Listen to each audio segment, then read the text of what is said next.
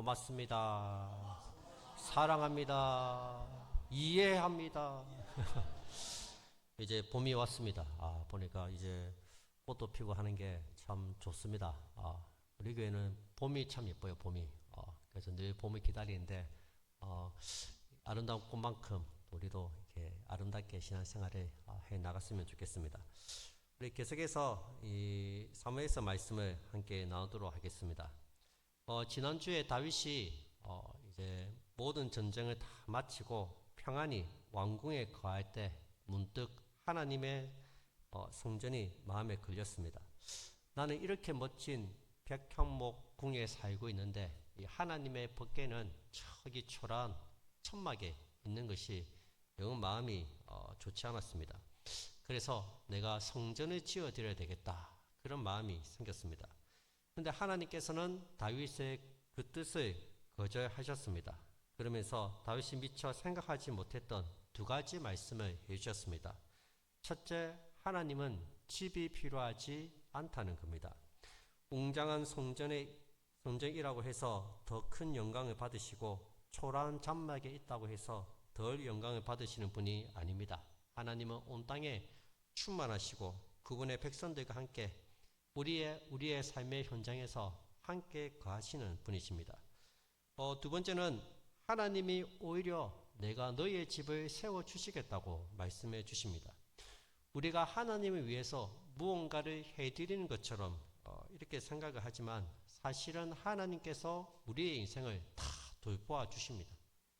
다윗이 왕이 되어서 왕궁에 평안히 거할 수 있었던 것은 하나님께서 그를 그렇게 축복해 주시고 은혜를 베풀어 주셔서 그 자리에 있는 거예요.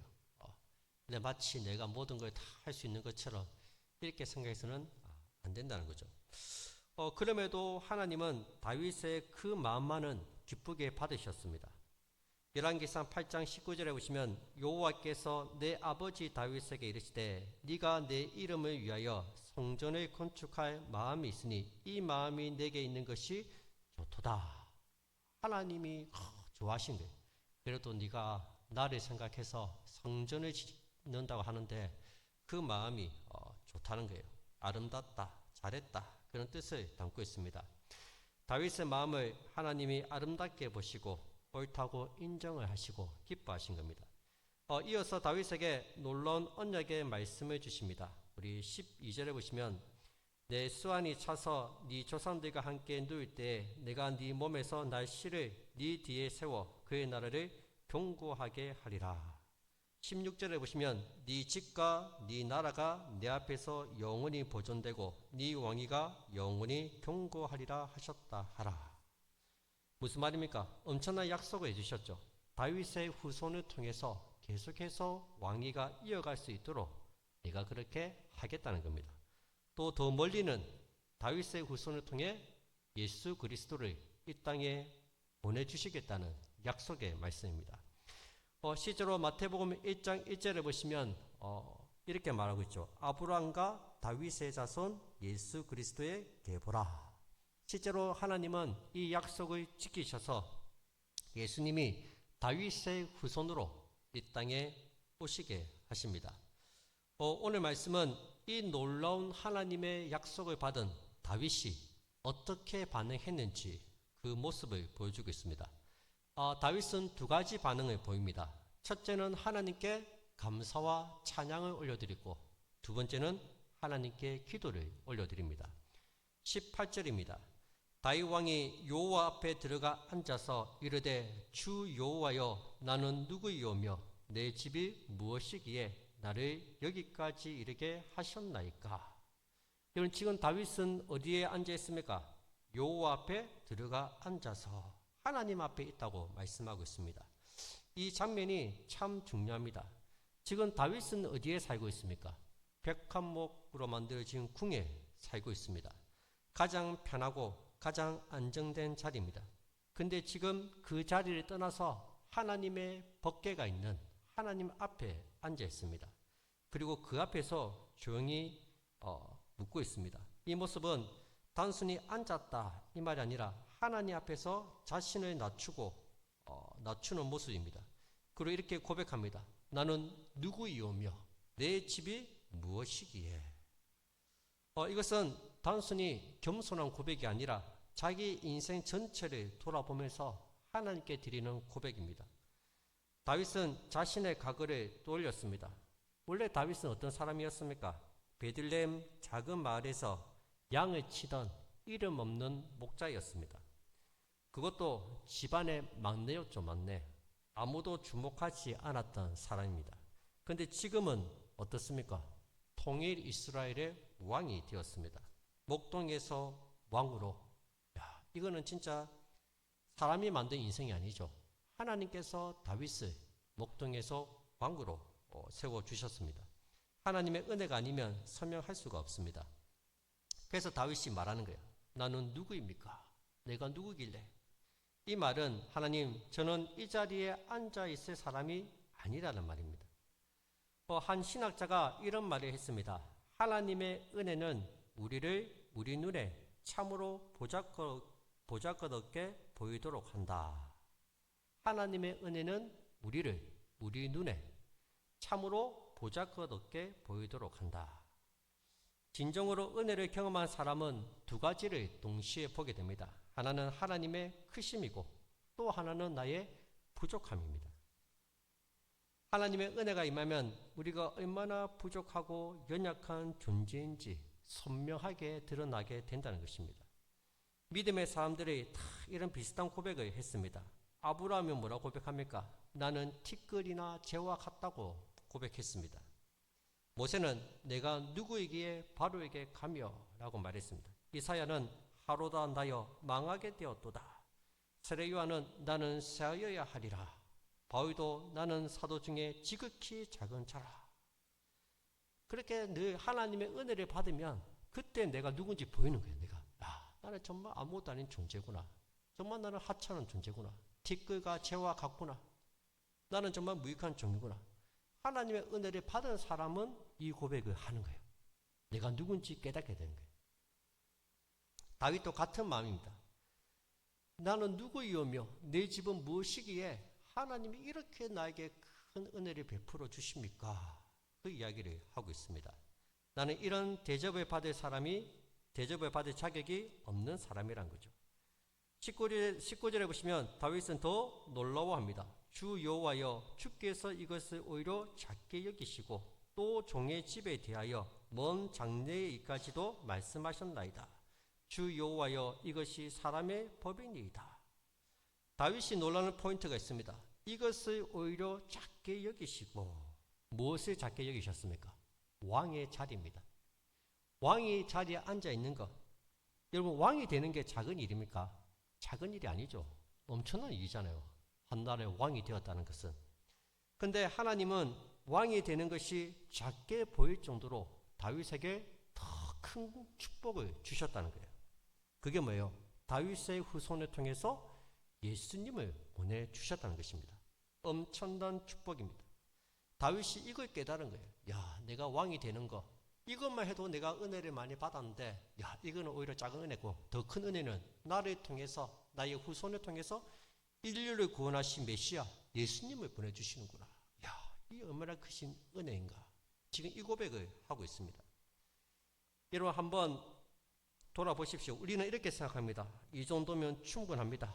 이거 하나만 주세요. 근데 하나님은 그 수준에서 멈추지 않습니다. 내가 구한 것보다 더 큰 것을 주십니다. 내가 생각지도 못한 것을 하나님은 주시는 거예요. 우리는 이것만 주시면 됩니다. 하나님, 이것만 해주세요. 아니요, 하나님은 더 크신 분이에요. 내가 생각한 것보다 더 크고 위대하신 분입니다. 내가 기도하는 것보다 더 큰 것을 주시는 분이 우리 하나님이십니다. 이 은혜 앞에서 다윗은 감사하지 않을 수 없습니다. 찬양하지 않을 수 없었습니다. 22절에 보면 그런즉 주 여호와여, 이러므로 주는 위대하시니이다. 우리 귀로 들은 대로 주와 같은 이가 없고 주 위에 신이 없음이니이다. 다윗이 엄청난 고백을 하고 있습니다. 야, 하나님은 위대하신 분이십니다. 하나님은 정말로 대단하신 분이십니다. 하나님 외에는 참 신이 없습니다. 그래서 하나님의 이름을 높이고 찬양하고 있습니다. 왜 이런 고백을 하고 있습니까? 단순히 내가 왕이 되었기 때문에 고백하는 것이 아닙니다. 하나님의 은혜를 깨달았기 때문입니다. 그런데 우리는 그렇게 생각하죠. 나도 다윗처럼 왕이 되면 나도 하나님께 감사하지. 나도 저 자리에 앉아있으면 나도 감사하지. 그렇게 생각을 합니다. 지금 상황이 이렇게 힘든데 내가 어떻게 감사할 수 있겠나? 여러분, 다윗이 감사한 이유는 환경 때문이 아닙니다. 하나님의 은혜를 깨달았기 때문입니다. 하나님의 은혜를 보았기 때문입니다. 환경이 좋아서 감사하는 것이 아니라 하나님의 은혜를 알기 때문에 감사하는 겁니다. 그래서 보면 똑같은 상황에서도 어떤 사람은 감사하고 어떤 사람은 불평하는 거예요. 깨달은 사람은 감사하는 거예요. 깨달은 사람은.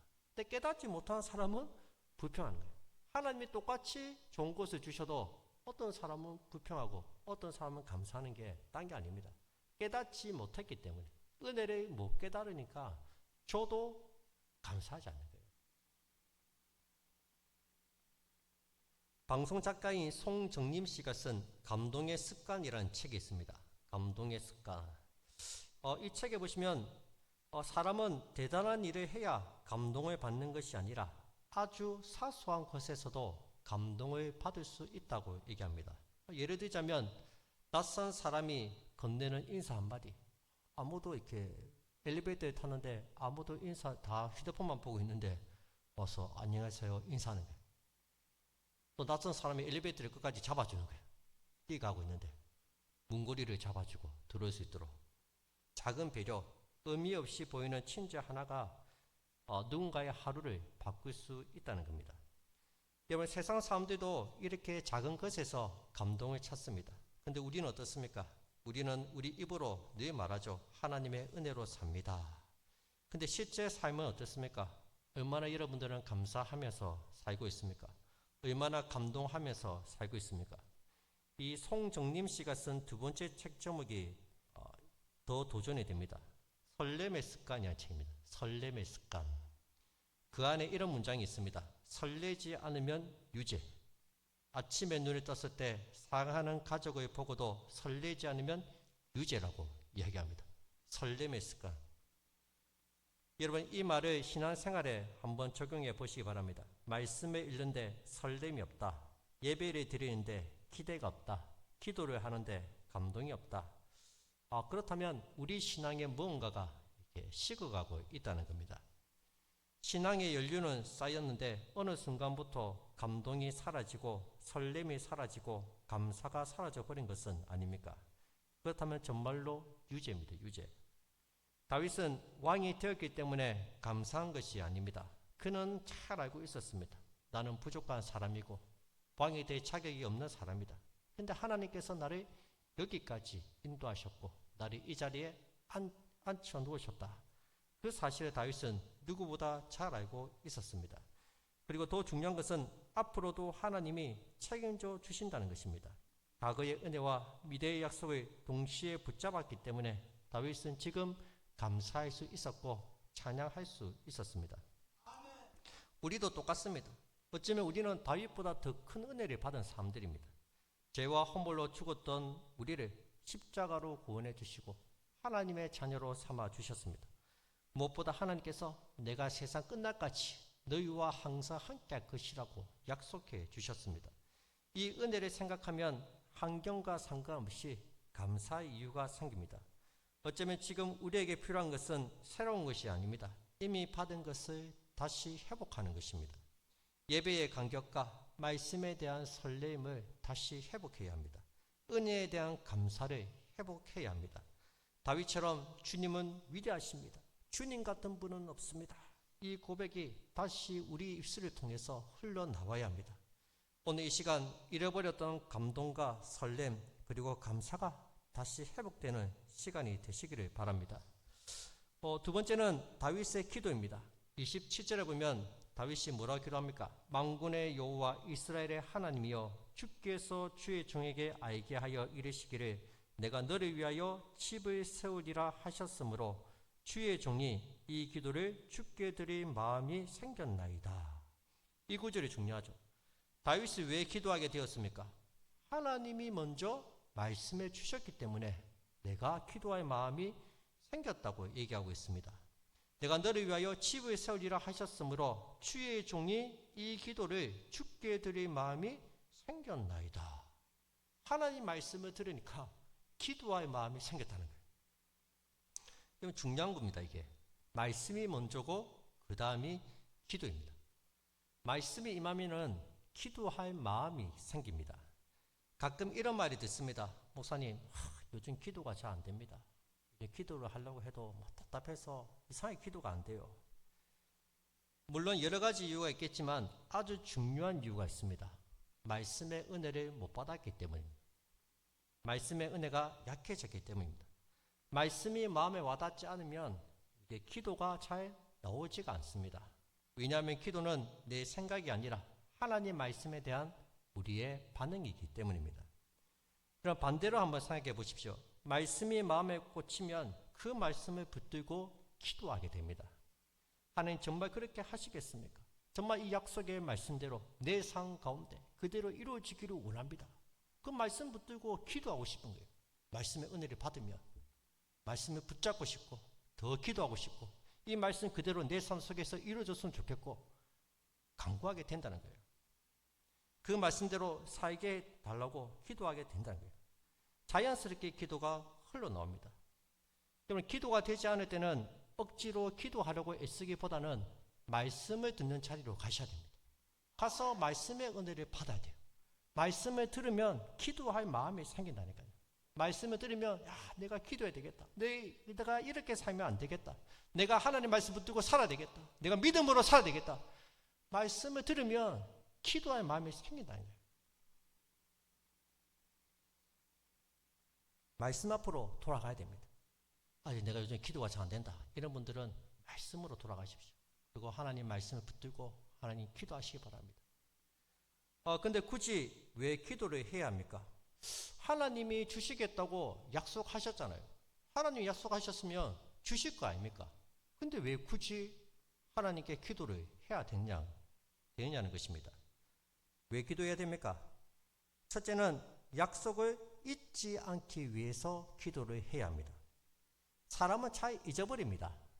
그렇죠. 성경은 1600년에 거쳐서 기록이 되었습니다. 시간이 점점 지나면서 이 하나님의 약속이 조금씩 이렇게 흐려집니다.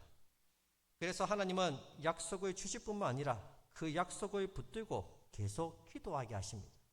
내가 한 약속을 기억하라고 기도하라고 하시는 거예요. 기도는 하나님의 약속을 계속 붙드는 행동입니다. 기도할 때마다 하나님이 이렇게 말씀하셨지, 하나님이 반드시 이루신다고 하셨지 하면서 계속해서 이 하나님의 약속을 마음에 새겨야 됩니다. 하나님 말씀하셨잖아요. 하나님 약속하셨잖아요. 계속해서 기도하면서 하나님의 약속을 마음에 새기는 거예요. 기억하는 거예요. 두 번째는 기대하고 소망하기 위해서 기도해야 됩니다. 기도는 하나님의 약속을 기다리는 행동입니다. 기도하는 사람은 기대하는 사람입니다. 제가 늘 하는 말이 있죠. 기도하고 기대하시라고. 기도하면서 우리는 기대를 해야 됩니다. 하나님께서 어떻게 역사하실지, 하나님께서 어떻게 이루어가실지, 내가 구하는 것보다 더 큰 것을 주시는 하나님이신데 하나님께서 어떻게 우리에게 역사하실지 기대를 해야 돼요. 기도하면서 하나님께서 어떻게 이루어 주실지를 기대하는 것입니다. 세 번째로 우리의 마음을 바꾸기 위해서 기도를 해야 됩니다. 이 부분이 가장 중요합니다. 여러분, 다윗은 원래 성전을 짓고 싶었습니다. 내가 하나님을 위해서 성전을 짓고 싶은 마음이 간절했어요. 그냥 충동적으로 한 말이 아니라 성전을 짓고 싶었어요. 근데 하나님이 그 요청을 거절하셨습니다. 너는 안 돼. 거절하셨어요. 여러분 같으면 어떻겠습니까? 서운할 수 있죠. 하나님 참 너무하시네. 내 마음도 몰라주고 마음이 상할 수도 있어요. 나 진짜 하나님 성전 지어주고 싶은데. 서운할 수도 있고 마음이 상할 수도 있습니다. 근데 다윗은 다르게 반응합니다. 하나님의 약속을 붙들고 기도합니다. 그렇게 기도하는 과정 중에 하나님의 마음을 알아갑니다. 그래, 하나님이 원하시는 것은 그게 아니구나. 하나님의 뜻은 거기에 있지 않구나.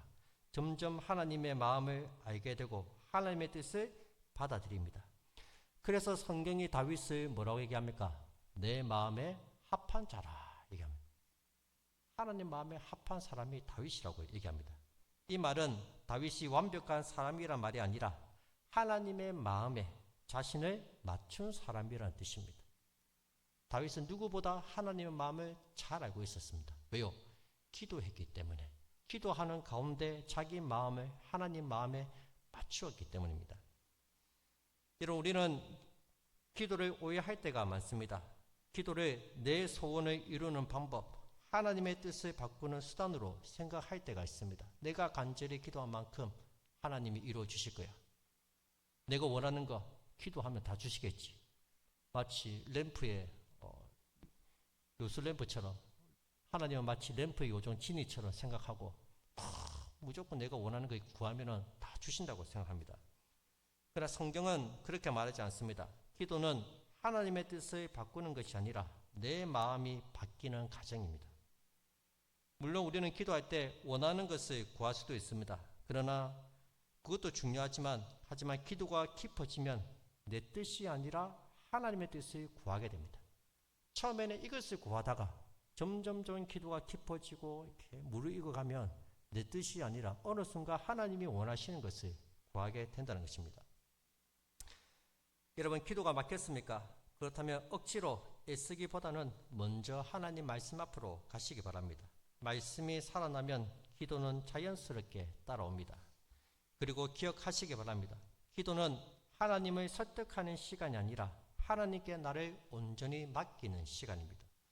제가 얼마 전에 제1여전도에서 기도원에 가셨잖아요. 그때 제가 해드린 말씀 기억하십니까? 제가 기도원에 가서 다 내려놓고 오라고 얘기했죠. 제가 가서 무거운 짐들, 답답한 마음들 다 쏟아놓고 오십시오. 응답받고 내려올 생각하지 말고 가서 다 쏟아놓고 오십시오. 다 내려놓고 오라고 제가 말씀을 드렸습니다. 기도는 하나님께 다 내어 맡기는 거예요. 맡기는 거예요. 다 내려놓는 거예요. 하나님께서 역사하시기를 기대하면서.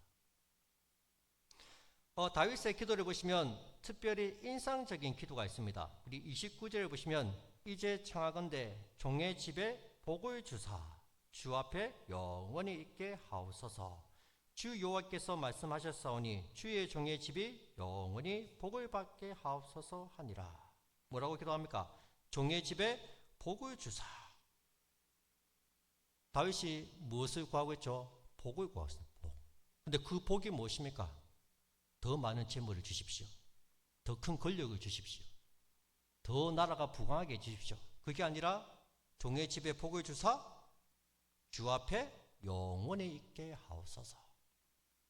다윗이 원하는 복은 하나님 앞에 있는 겁니다. 주 앞에 영원히 있게 하옵소서. 지금 다윗은 장막 안에 들어가서 하나님의 궤 앞에 앉아 있습니다. 그렇듯이 자신과 자신의 집이 언제나 하나님 앞에 있게 해 주십시오. 그 기도를 하고 있습니다. 복을 주셔서 잘 되게 해주세요. 성공하게 해주세요. 돈 많이 벌게 해주세요. 그게 아니라 하나님 앞에 있게 해주세요. 이 자리가 여기가 좋사오니 하나님을 떠나지 않게 하시고 변함없이 하나님을 섬기는 가정, 변함없이 하나님을 사랑하는 우리 자녀들 하나님 앞에 거하게 해달라고 기도하고 있습니다. 그리고 그게 복이라고 말씀하고 있습니다. 시편 73편 28절입니다. 하나님께 가까이 함이 내게 복이라. 내가 주 여호와를 나의 피난처로 삼아 주의 모든 행적을 전파하리이다. 무엇이 복입니까? 하나님을 가까이 하는 게 복입니다. 하나님 앞에 있는 게 복입니다. 어떠한 상황 속에서도 어떠한 환경 속에서도 흔들리지 않고 주님 앞에 앉아 있는 것, 그게 복이라는 것입니다. 이건 단순한 고백이 아닙니다. 다윗이 이 평생 살아보니까 딴 거 다 필요 없고 산전수전 다 겪고 다 살아보니까 하나님 앞에 있는 게 복이구나. 이게 그게 복된 인생이구나. 너도 하나님 앞에서 살아라. 너 하나님과 옆에 있어라. 붙어 있어라. 그게 복이다. 복. 그걸 깨달은 거예요. 시편 16편 8절에서 다윗은 이렇게 고백합니다. 내가 여호와를 항상 내 앞에 모시며 그가 나의 오른쪽에 계심으로 내가 흔들리지 아니하리로다. 내가 여호와를 항상 내 앞에 모시며 살겠다는 거예요. 흔들리지 아니하리로다. 왜 흔들리지 않습니까? 환경이 좋아서가 아닙니다. 문제가 없어서가 아닙니다. 하나님이 항상 내 옆에 계시기 때문입니다. 여러분, 세상은 우리를 계속해서 흔듭니다. 상황이 흔들고 사람과의 관계가 흔들고 미래에 대한 불안이 우리를 계속해서 흔듭니다. 그런데도 흔들리지 않는 사람이 있어요. 누구입니까? 하나님이 옆에 계신 사람. 늘 하나님 앞에 있는 사람은 요동하지 않습니다. 절대 흔들리지 않습니다. 여러분, 우리의 기도를 한번 돌아보시기 바랍니다. 우리는 주로 이렇게 기도합니다. 하나님, 이 문제 해결해 주세요. 이 상황을 좀 바꿔주세요. 이것 좀 잘 되게 해주세요. 근데 다윗의 기도는 다릅니다. 하나님, 다 필요 없고 하나님 앞에 있게 해주세요. 하나님을 떠나지 않게 해주세요. 늘 하나님 곁에 붙어 있게 해주세요. 이 기도가 회복되어야 합니다. 여러분, 진짜 복은 더 많이 가지는 것이 아닙니다. 하나님을 가까이 하는 게 복입니다. 복. 하나님을 찾는 그 자리에 있는 게 복입니다. 복. 늘 하나님 앞에 있고 하나님과 함께 동행하는 것이 복이라는 것입니다. 오늘 다윗의 기도가 우리의 기도가 되었으면 좋겠습니다. 말씀 맺겠습니다. 오늘 우리는 다윗의 기도를 통해서 두 가지를 배웠습니다. 하나는 감사와 찬양이고 하나는 기도입니다. 어쩌면 지금 우리에게 가장 필요한 것도 바로 이것인지 모릅니다. 예배의 간격을 회복하는 것입니다. 말씀을 들을 때 설레는 마음을 회복하는 것입니다. 은혜 앞에 나와서 다시 감사하고 찬양하는 것입니다. 신앙생활은 오래되었는데 어느 순간 감동이 사라지고 설레임이 사라지고 감사가 사라지지는 않았습니까? 오늘 다시 그 잃어버린 것들을 회복되었으면 좋겠습니다. 선지자 예레미야는 모든 것이 무너진 표 속에서 이렇게 고백했습니다. 예레미야 3장 22절 23절입니다. 여호와의 인자와 긍휼이 무궁하심으로 우리가 진멸되지 아니함이니이다. 이것들이 아침마다 새로우니 주의 성실하심이 크시도소이다. 상황은 무너졌지만 모든 것이 폐허가 되었고 모든 것이 엉망이 되었지만 하나님의 은혜는 무너지지 않았다는 거예요. 아침마다 새롭다고 얘기합니다. 하나님의 은혜는 날마다 새롭다는 거예요. 주어진 환경이 어렵고 문제가 생기고 전혀 나아지는 것이 없지만 하나님께서는 날마다 우리에게 아침마다 새로우니 주의 성실이 크심이로소이다 고백하고 있습니다. 여러분, 하나님이 함께 하시면 우리의 인생도 다시 새로워질 수 있습니다. 여러분, 하나님 말씀을 온전히 붙드시기 바랍니다. 그 말씀을 붙들고 기도하시기 바랍니다. 기도하면서 잊지 마시고 하나님의 약속을 기대하시기 바랍니다. 오늘 다윗의 기도를 우리의 기도로 삼으시기 바랍니다. 하나님, 나와 우리 가정이 항상 하나님 앞에 있게 하여 주시옵소서. 하나님을 떠나지 않게 하시고 늘 하나님 앞에서 하나님과 함께 동행하며 살아가는 우리 가정, 우리 자녀들이 되게 하여 주시옵소서. 여러분, 진짜 복이 바로 거기에 있습니다. 진짜 행복이 바로 거기에 있습니다. 하나님과 함께 거하는 것.